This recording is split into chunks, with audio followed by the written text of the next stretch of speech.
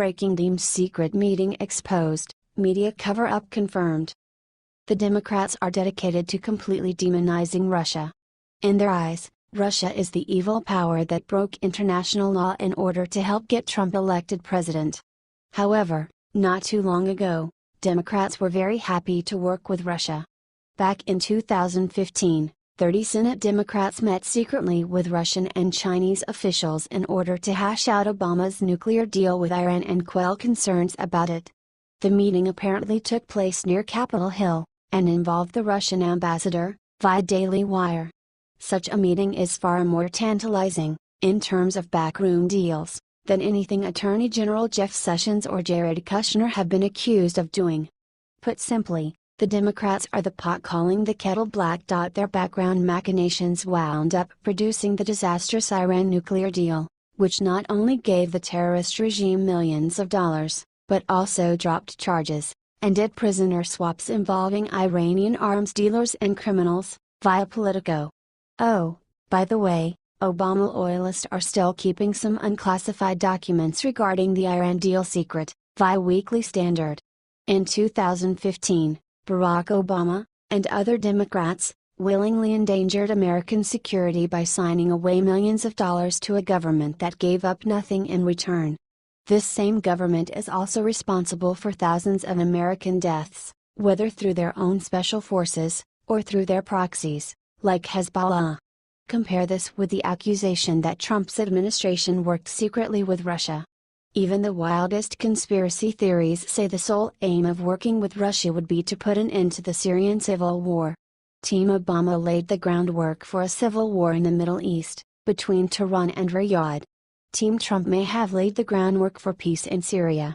There's a big difference between these two, and this is exactly why we elected Donald Trump last year. The most annoying aspect of the undying Trump-Russia conspiracy theory is its adaptability.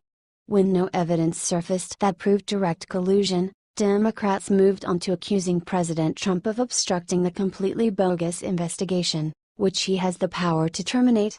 Democrats have gone on record to threaten President Trump with impeachment proceedings if he fires Robert Mueller, the special counsel charged with investigating Russian interference, via Breitbart. The Democrats got their way for 8 years, thanks to a compliant media. This wound up creating the Iran deal. Now, the Democrats are a vocal minority, and they're trying to bully the majority into submission. We cannot let that happen.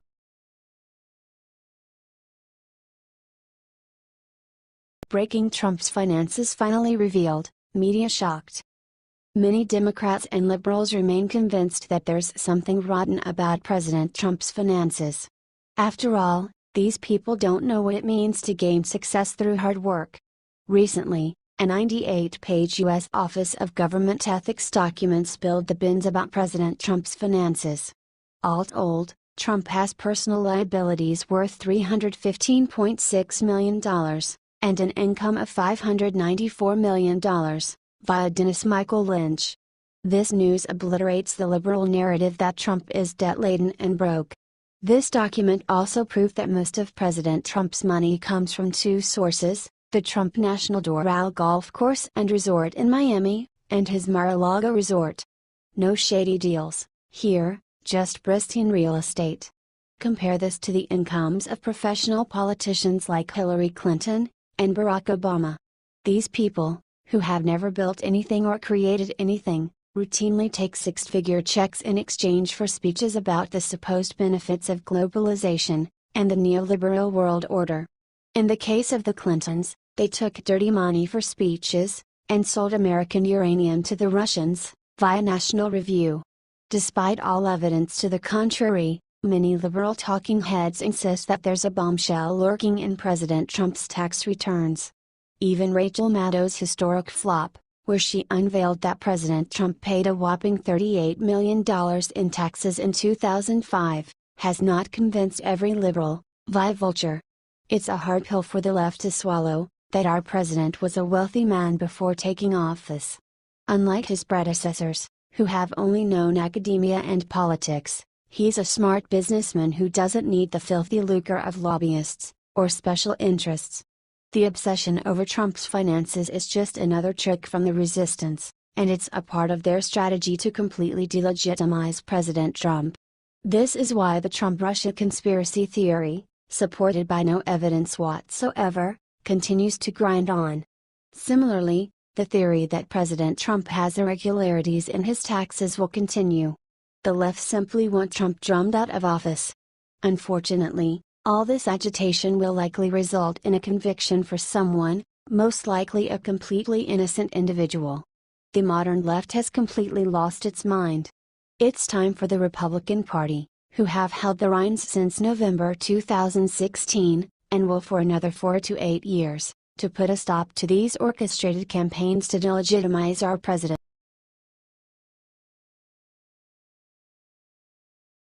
Alert: Trump Jr. just obliterated the BBC for nasty fake news lie they told. BBC is known for being one of the most popular fake news outlets around. They claim to be credible, but everyone knows that's a lie. If you watch the kind of material BBC posts, you'll see that they love to lie in their headlines. BBC was spreading fake news about the terrible murder of an Israeli police officer, and was forced to change one of their headlines as a result of Donald Trump Jr. calling them out for it. The initial headline read, "3 Palestinians killed after deadly stabbing." It was changed to, "Israeli policewoman stabbed to death." As Trump Jr. pointed out, the Palestinians killed were the ones who committed the stabbing. This story is so misleading, that it had to be intentional, no question about it. BBC is good at rewriting stories to fit the liberal agenda, and that's exactly what happened here.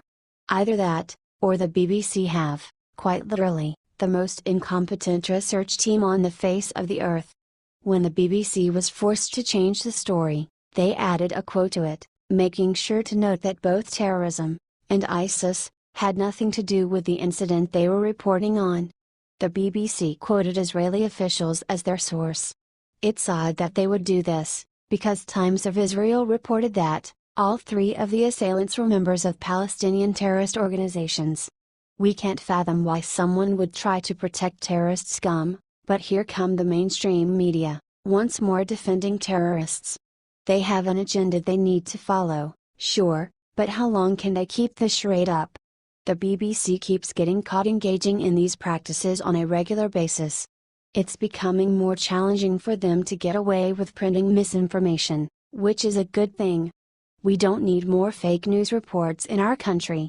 It's amazing to see not only Donald Trump, but his family, too, taking steps toward dismantling the fake news media. Trump Jr. is not one to mince words, as you can see from his Twitter post. He burned them so badly, and called them out for their fake reporting so ruthlessly, that they had to rerun their story. The Trump family is not here to play games. To see the mainstream media called out, and put in their place, is a beautiful thing. Over the past few years, we've gotten wiser to their games and schemes. Luckily, there are people out there, true patriots, who are always on the lookout. If the BBC keep this up, they, along with the rest of the liberal left, will be lucky to have jobs. Who wants to watch and read blatant lies? After the BBC changed the article's title, they erased the Twitter post linking to it.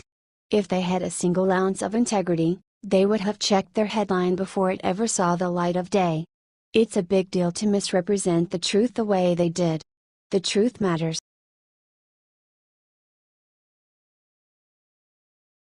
Breaking: Gingrich drops bad news on Mueller's investigation. The politically motivated witch hunt for President Trump is a direct attack on we the people. We elected Trump to exercise our will. Former Speaker of the House Newt Gingrich warned that the Mueller investigation will only end with someone in prison. They're going to get somebody. I don't think they're going to get the president, but they're going to get somebody, and they're going to get him for something. And they're probably going to go to jail. Via Washington Examiner, Gingrich made the comment while appearing on Sean Hannity's show Friday night. Gingrich explained that, with so many high-profile lawyers involved, it can only end with a scalp. Newt Gingrich is a strong supporter of President Trump, and was an early candidate to serve as Trump's running mate. Deputy Attorney General Rod Rosenstein appointed Robert Mueller to lead the investigation into Russian interference into the 2016 presidential election. Attorney General Jeff Sessions was forced to recuse himself from the investigation because of his connection to Donald Trump's presidential campaign. Rosenstein and Mueller have full control over the probe. However, since his appointment, Mueller has pursued his investigation aggressively. It's morphing from a probe into Russian interference into a witch hunt for President Trump. The scope of the investigation grows every day. Mueller recently hired 13 high-profile attorneys to investigate matters related to President Trump. Mueller plans to hire even more. "This is like watching an old-fashioned Western movie," said Gingrich, describing the investigation. "This is an Indian hunting party. They're out looking for a couple scouts, and they're not going to go home until they get some." Mueller's hunting party would be embarrassed if they don't land a major arrest. Mueller's investigation got off to a rocky start. Multiple illegal leaks have already taken place, indicating that Mueller either cannot control his investigation, or does not want to. Critics have also questioned Mueller's friendship with former FBI Director James Comey. This investigative witch hunt was exactly what James Comey had in mind when he leaked classified memos to the press, alleging obstruction of justice. Comey wanted a special prosecutor, and was pleased when his old friend, Mueller, was appointed. Gingrich has referred to Mueller as the spear of the deep state, a man obsessed with dismantling the Trump presidency from inside. He cannot be allowed to continue